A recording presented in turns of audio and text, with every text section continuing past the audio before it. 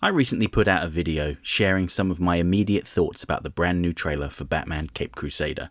I spent most of the video talking about the villains we saw and how they seemed to differ from versions seen in Batman the Animated Series and the mainline DC comic books. I knew going into the trailer that there'd be a lot for me to say about villainous mainstays of Batman media like Two-Face and Clayface, but one thing that surprised me was the reaction to a blink and you'll miss it appearance from the villain Onomatopoeia. When the voice cast information was released a few weeks ago, and a supposedly full list of villains was published, Onomatopoeia wasn't included on the list, perhaps because his name was just too long, or maybe because he has a relatively minor role. I had seen the character design back in March when those leaks happened. When he wasn't included in the announcement, I thought that they may have just cut him out for this season, and I didn't think much else about it. However, after I released my video about the trailer, I was genuinely surprised by the enthusiasm you all shared for this relatively obscure villain, who was co-created by Kevin Smith, yes the movie guy, and Phil Hester in their early 2000s run on Green Arrow. Some questioned why a Green Arrow villain should be included in the new Batman show, but this isn't the first time that's happened. The Clock King, for instance, was originally a Green Arrow villain before he was commandeered by the Batman TV show in the 1960s. Given that the reaction to him was so positive, I figured I may as well do a quick video about him, and we can speculate how he's going to be used in Caped Crusader. So far, absolutely nothing has been said about him, other than Kevin Smith saying on Twitter, no, I will never call it X, that it was crazy to see one of his creations in Bruce Timm's return to Gotham. Onomatopoeia is a serial killer that targets costumed heroes, but he has a gimmick. While in costume, he doesn't really speak, but he does imitate sounds, hence the name. And for those that don't know, onomatopoeia is the name for a word that's named after how it sounds. Think bang, crash, whoosh, etc.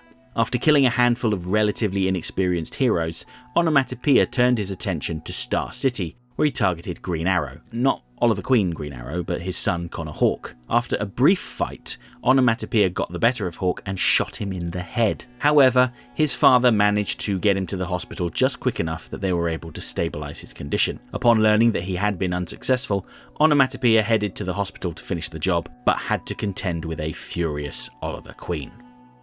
The battle between the two is particularly brutal. Queen doesn't hold back against Onomatopoeia, effectively turning him into a pincushion before he falls over the edge of a building and disappears. While he doesn't seem to possess any superpowers, Onomatopoeia can really take a beating, and with a black and white target on his mask, it's almost like he always planned to go up against the archers in Green Arrow's family. He would next appear in Batman Cacophony, a miniseries also written by Kevin Smith, where he decides to up his game and tries to take out Batman, using the Joker as bait. Onomatopoeia demonstrates that he is also a clever tactician by orchestrating a gang war between the Joker and Maxi Zeus, and then stabbing the Joker in the heart to orchestrate his escape. He knew that when faced with the choice of catching a criminal and saving a life, Batman will always choose saving a life, even if it's the Joker's. This story also revealed that Onomatopoeia led a double life.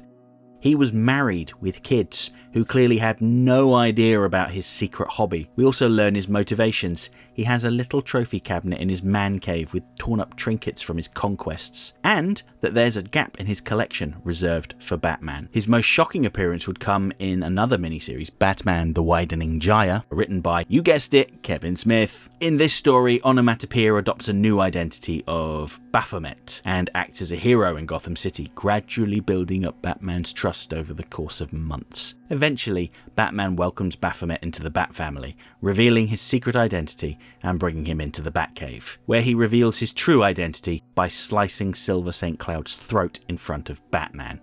Oh, did I mention that Batman had gotten engaged to Silver St. Cloud in this story? Yeah, that also happened.